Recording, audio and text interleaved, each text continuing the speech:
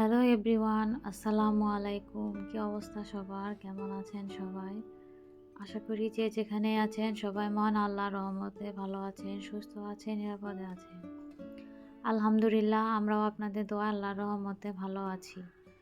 নতুন দিনে নতুন আরও একটি ব্লগ ভিডিও নিয়ে আবারও আপনাদের মাঝে হাজির হলাম। আশা রাখছি আজকের এই ভিডিওটি আপনাদের কাছে বেশ ভালো লাগবে। যারা ভিডিওতে ক্লিক করেছেন দয়া করে একটি লাইক দিয়ে ফুল ভিডিওটি কন্টিনিউ করার চেষ্টা করবেন। আপনার একটি লাইক আমার জন্য খুবই গুরুত্বপূর্ণ। আজকে সকালবেলায় ছাদে এসেছি, তো আজকে আলহামদুলিল্লাহ ভালোই রোদ উঠেছে। আর শীতের দিনে এরকম রোদ সকালবেলা ভীষণ মিষ্টি লাগে। তো সকালে ছাদে এসেছি, তো ছাদে এসে আর কি ছাদ বাগানের একটু ভিডিও করলাম, কারণ আজকে আমি বাড়ি থেকে ঢাকায় চলে যাব।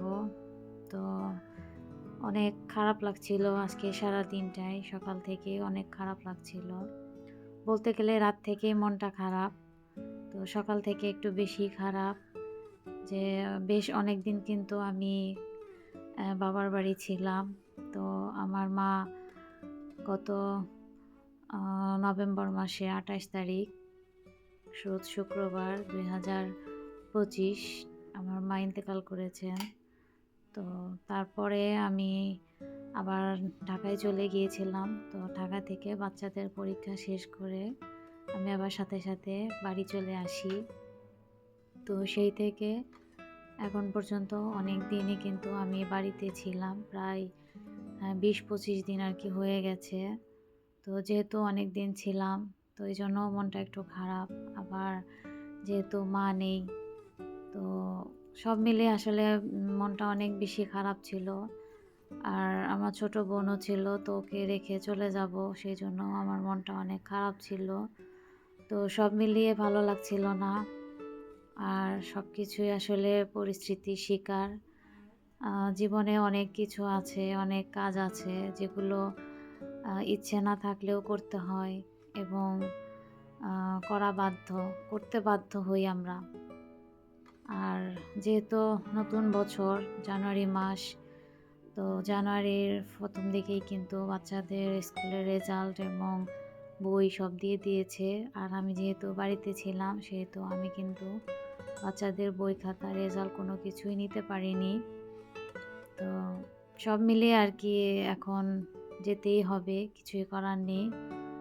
আর যেহেতু বাচ্চাদের এখন স্কুল খোলা, অনেক দিন থেকে গেলাম, তো মাথার মধ্যে অনেক চিন্তা ভাবনা, মনের মধ্যে অনেক কথা নিয়ে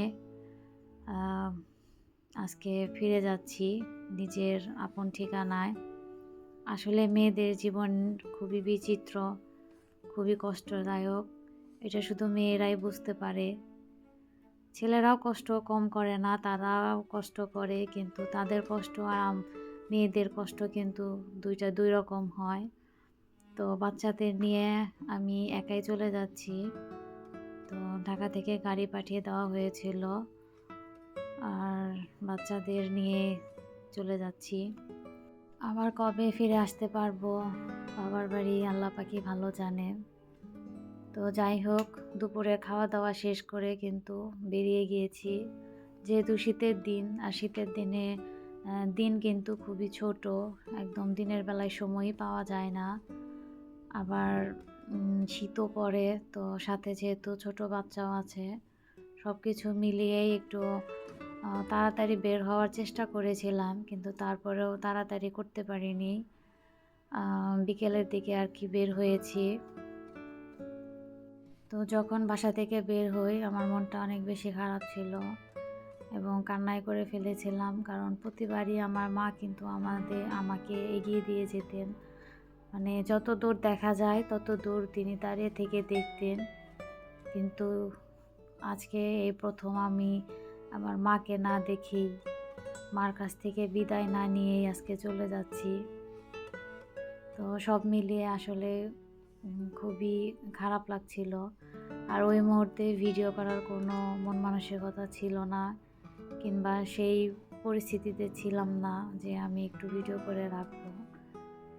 তো বাড়ি থেকে বেরিয়েই বেশ কিছু দূর পর আসার পর থেকে আর কি ভিডিওটা শুরু করেছিলাম, যেহেতু আমার একটা ব্লগ ভিডিও চ্যানেল আছে, তো সেখানে যেহেতু আমি আমার দৈনন্দিন কাজগুলো আর কি শেয়ার করি, তো সেই কথা চিন্তা করেই আবার ভিডিও করা শুরু করলাম। তো বাচ্চারা গাড়িতে ঘুমিয়ে গিয়েছিল, কারণ ওরা অনেক বেশি টায়ার্ড ছিল আর ওদেরও মন খারাপ ছিল অনেক।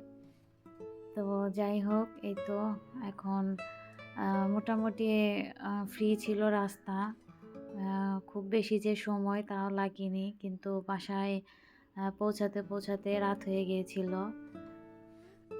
আর এখন কিন্তু একদম শেষ বিকেল, একটু পরেই মাগরিবের আজান দিবে।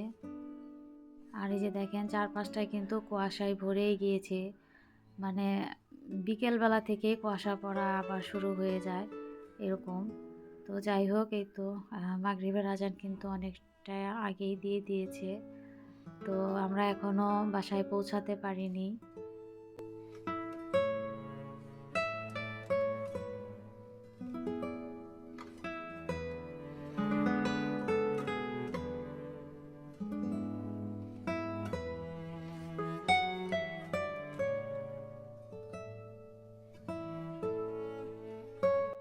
তো ব্যস্তময় সময় আবারও শুরু হয়ে যাবে আগামীকাল থেকে।